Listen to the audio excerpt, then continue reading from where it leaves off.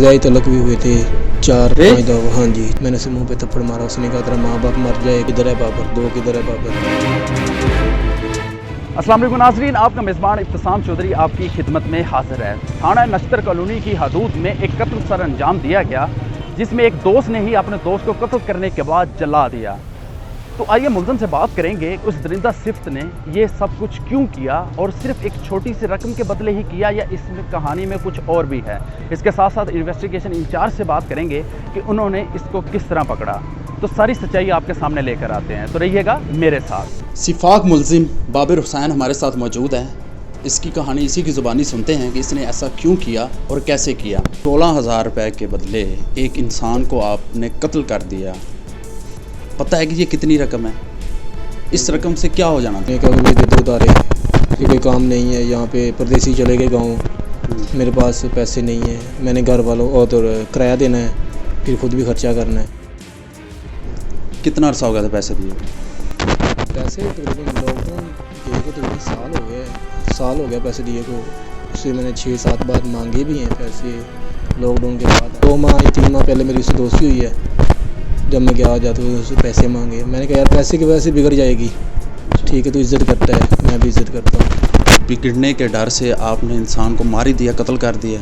ठीक नहीं, वो पैसे देने में मैंने कहा था बिगड़ जाएगी अपनी। अच्छा, ठीक है, उसने कहा कि नहीं बिगड़ती, जब आप मांगोगे आपको ज़रूरत होगी मुझे 8 दिन पहले बताना, मैं आपको दे दूँगा। मैंने कहा चलो। 8 तारीख का ये वाक़या है। आपने जो उनको कत्ल किया, कैसे किया और कहाँ पे किया?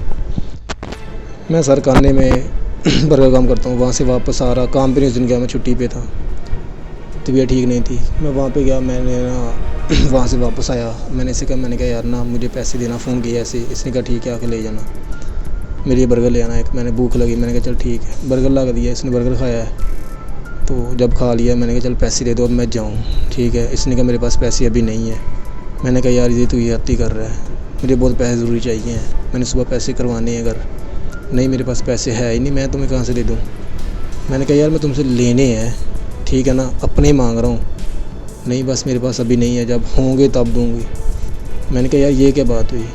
यहाँ पे फिर उसने मुझे गाली निकाली, फिर मैंने भी उसे गालियाँ निकाली। यहाँ पे तलक कलामी हुई, मैंने उसे मुँह पे थप्पड़ मारा। उसने कहा तेरा माँ बाप मर जाए, जो मर्ज़ी हो जाए, तो भी मर जाए, मुझे क्या लगे, ठीक है, मेरे पास पैसे नहीं, जब होंगे तब दूँगा। मैंने आपकी दोस्ती उससे कैसे हुई?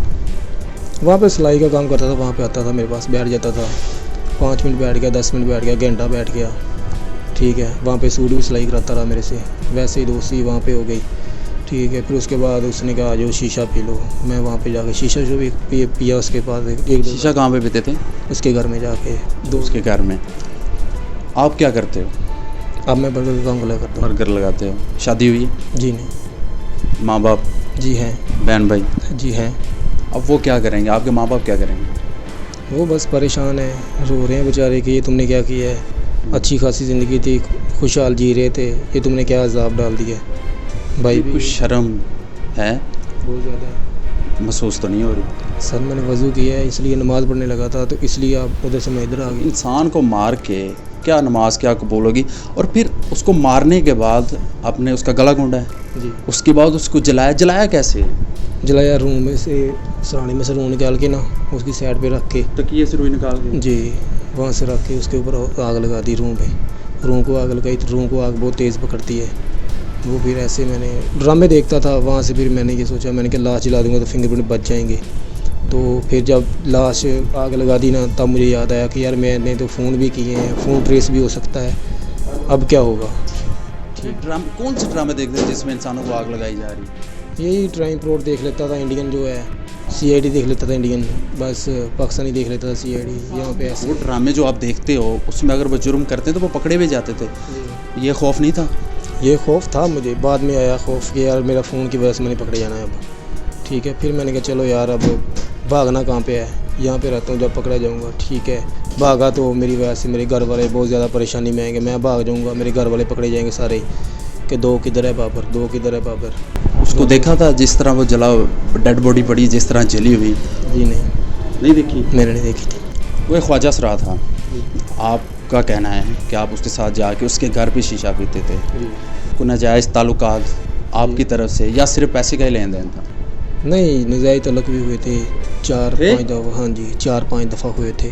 इस तरह के जिनसी ताल्लुकात की सज़ा पता है इस्लाम में पता है? जी पता है। सजा किस मुंह से नमाज़ पढ़ने लगे? बस वैसे अल्लाह से तौबा कर रहा हूँ कि अल्लाह मुझे माफ़ कर दे कि मैंने ये जुर्म किया है। ये नहीं कहता कि मुझे सज़ा ना मिले, मैंने जुर्म किया है, मुझे सज़ा मिलनी चाहिए। इन्वेस्टिगेशन इंचार्ज तसद्दुक़ हुसैन हमारे साथ मौजूद हैं। इनसे जानते हैं कि इसको किस तरह ट्रैप किया, किस तरह इसको पकड़ा और इस केस को सॉल्व करने में कितना टाइम लगा। सर बताइए किस दिन का ये वाक़या है और आपके इल्म में कब बात आई? जी 8/4/2021 को 15 की कॉल मौसूल हुई थी कि जी एक घर में आग जली हुई है और फिर उसके बाद फिर हमें इंफॉर्मेशन मिली कि जी वहाँ से एक डेड बॉडी भी मिली है। तो वहाँ पे हम जब मौके पे पहुँचे अपनी टीम के साथ, फ्रांसिक टीमों को भी हमने बुला लिया, PFS से जो हमारी क्राइम सीन यूनिट है उनको भी बुला लिया है। तो वहाँ से एविडेंस कलेक्शन शुरू हो गई है। वहाँ से फिर हमें जो मकतूल है अरसलान जो ख्वाजा सरा था, उसकी गले से एक पट्टी मिली। तो उससे ये हमें एविडेंस मिली कि जी इसको किसी ने पहले मर्डर किया है और उसके बाद इसको जला दिया गया है। तो हमने उसी टाइम पे अपनी हमें SSP साहब ने और हमारे SP साहब ने, ASP साहब जो काना सर्कल हैं उनकी सरबराही में ये टीम बनाई। तो हमने फिल फॉर उसी टाइम वर्किंग स्टार्ट करके हमने CCTV फुटेज कलेक्शन की। फिर हमने जो इनका आना जाना था जिनका, उनको भी हमने शामिल तफ्तीश करके TDR एनालिसिस वगैरह किए। तो हमें एक सस्पेक्ट जो है बाबर, इसका पता लगा। हमने इसकी पर वर्किंग स्टार्ट की। तो फिर हमें ये काना के एरिया में हमने इसको ट्रैप किया और कैच किया। फिर इसने जो दौरान इन्वेस्टिगेशन है इसने अपना इंकशाफ किया कि जी ये मेरे से ये गलती हो गई है, तो मुझसे माफ़ी दी है मुझे। कितने दिन में इसको आपने पकड़ लिया? ये 2 वीक्स के बाद हमने इसको ट्रेस आउट कर लिया था। ठीक है। अच्छा, मुलजिम आबद से हमने बात की, उसका कहना है कि लेन देन तो मेरा था ही, इसके साथ साथ मेरे जिनसी ताल्लुकात भी थे।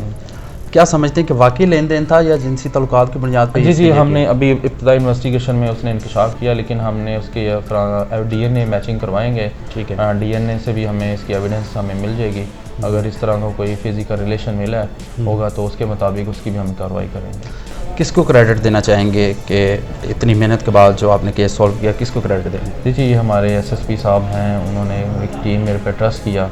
तो मैंने उनके ट्रस्ट पे मैं दिन रात वर्किंग स्टार्ट की और अल्लाह का शुक्र है कि मैंने इसको टाइमली क्लोज अप कर लिया।